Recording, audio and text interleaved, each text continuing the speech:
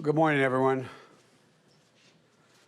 I want to begin by thanking the Secretary of Defense and our FEMA director for joining me today. We were joking earlier, we're really joking. When you need something done, call in the military and get FEMA will make sure it gets done. Look, we're about to get a COVID-19 briefing from the military and medical teams on the ground in Arizona, Michigan, and New York. They're part of a major deployment of our nation's armed forces to help hospitals across the country manage this surge of the Omicron virus. This surge is having an impact on hospitals. Like all healthcare workers, they are heroes, and I'm grateful for what they do. But before we begin, I want to provide an update on our fight against COVID-19 and announce new steps. First, the update. I know we're all frustrated as we enter this new year. Omicron variant is causing millions of cases and record hospitalizations.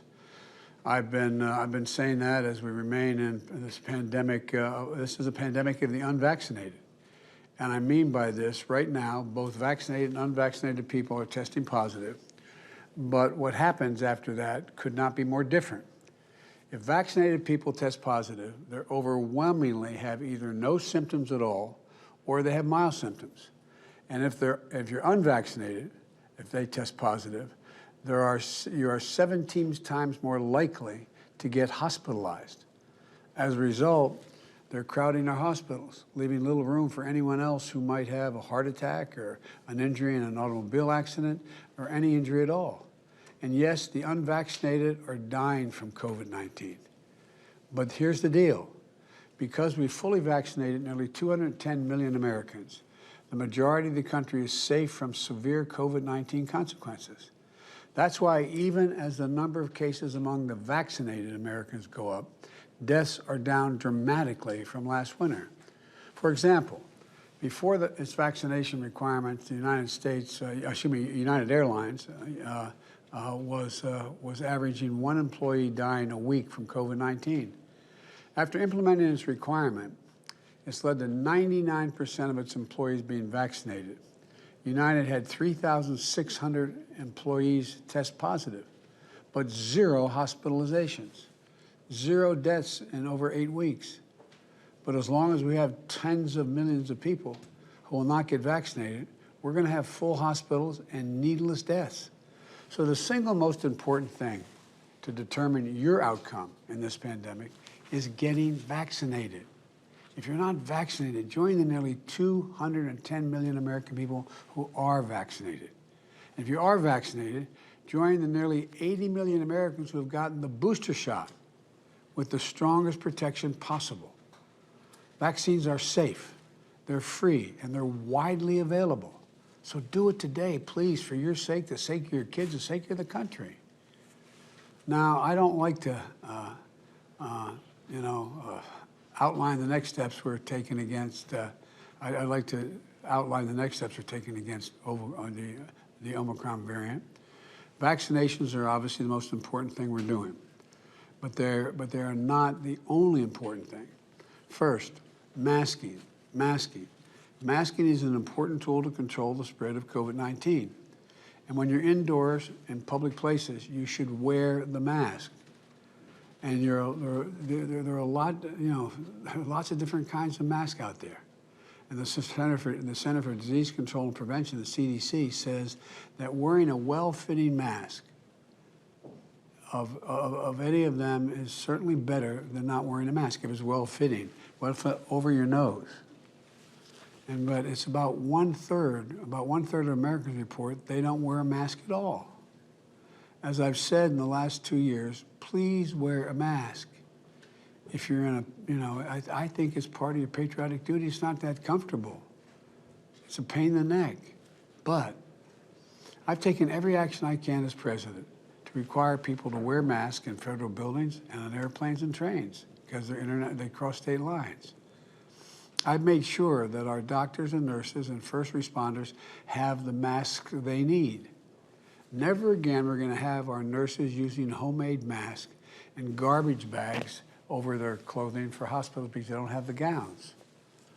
We've more than tripled our stockpile of the most protective specialized N95 masks since coming into office. This is going to make sure that there will be an ample supply of healthcare workers and first responders. We also have helped make sure that high-quality masks are widely available in ample supply at affordable prices, sold online and in stores. But I know that for some Americans, the mask is not always affordable or convenient to get. So, next week we'll announce how we are making high-quality masks available to the American people for free. I know we all wish that we could finally be done with wearing masks. I get it. But they're a really important tool to stop the spread, especially of a highly transmittable Omicron variant. So please, please wear the mask. Second, testing. We're seeing real improvement in testing. When I got here, we were doing fewer than 2 million tests a day. Now, and it's changed, none of these tests were at home or rapid tests. This month, it's estimated that we will hit approximately 15 million tests a day, and we'll have over 375 million at-home rapid tests in January alone. That's a huge leap. We've taken a number of steps, including invoking the Defense Production Act as early as last February to ramp up production. And we're on track. We're on track to roll out a website next week where you can order free tests shipped to your home. And in addition to the 500 million, 500 million tests that are in the process of being acquired to ship to you homes for free, today I'm directing my team to procure an additional 500 million more tests to distribute for free. That means 1 billion tests in total to meet future demand. And we'll continue to work with the retailers and online retailers to increase availability. And for those who want an immediate test, we continue to add FEMA testing sites so that there are more free in-person testing sites. For those of you with insurance, you can get reimbursed for 8 tests a month. For those without insurance, we have over 20,000 free testing sites all around the country. You can find the nearest testing sites for you by Googling COVID test near me. Google COVID test near me. And to help lead our federal testing program, I've tapped Dr. Tom, I hope I pronounced it, Inglesby, correct? Is that right, Jeff? He's one of the world's leading infectious disease experts, and I'm grateful for his willingness to help tackle this challenge. Third thing, today we'll discuss our hospital response efforts.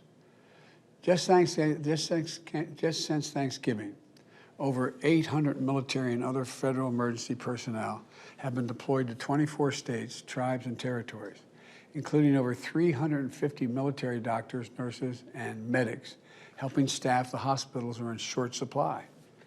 This is on top of more than 14,000 National Guard members that are activated in 49 states.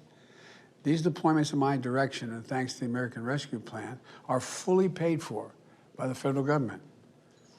We've shipped over 5.5 million pieces of personal protective equipment, gloves, gowns, masks, to protect frontline healthcare workers. We're shipping more treatments of COVID-19, which includes antiviral pills, than at any point during this pandemic.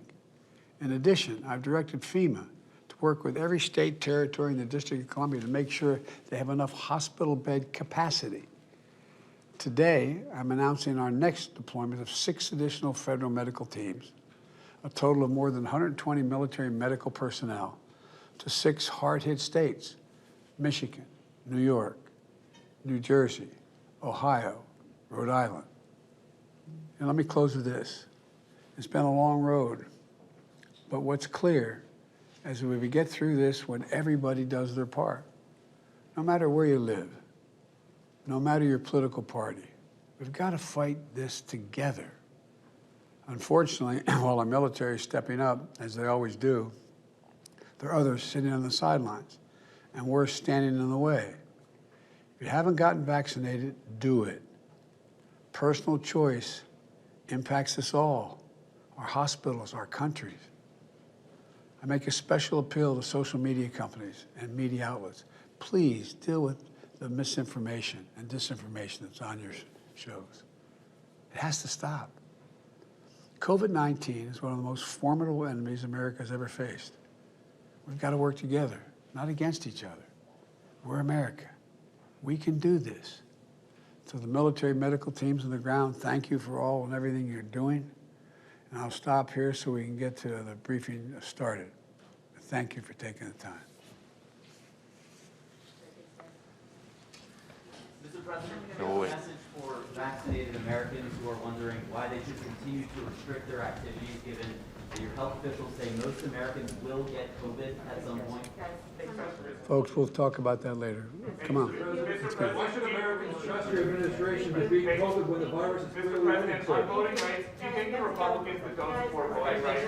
The virus is clearly winning, sir. Why should Americans trust you? Appreciate you. Thank you so much. Mr. President, do you believe Omicron is the beginning of the end of this pandemic? Thank you so much, President. Thank you. How much longer do you think school kids will have to wear masks? Thanks, everybody. Appreciate you. Maybe a press conference soon, Mr. President, we look forward to that. Me too.